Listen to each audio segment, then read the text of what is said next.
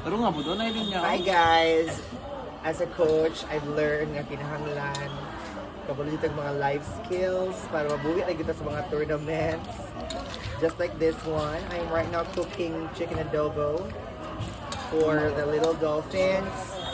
Nakatungguan ito sa paminahan na si Marlene Salva.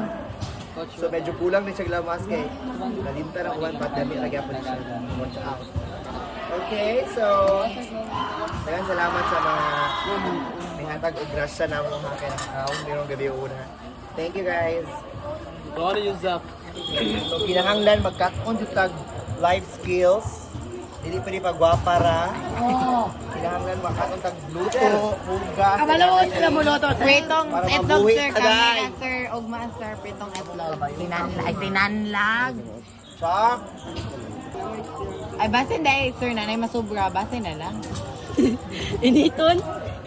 Sanlago. Sanlago Kani na. bang kuan kanon. Sir, kanon man what time lang. kita to naman itong pastor kaninang buntag, sir? Ano ito ka? Mga 8:30 sir. Wala pa ito. Kapang. Kaya ba yun? Kaya ba yun to? Huwag mo yung butang ito. Pati. Oh, wow! Kay lamig.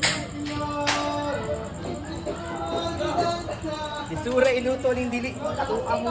Ako'y vlog di ka pa man mo vlog.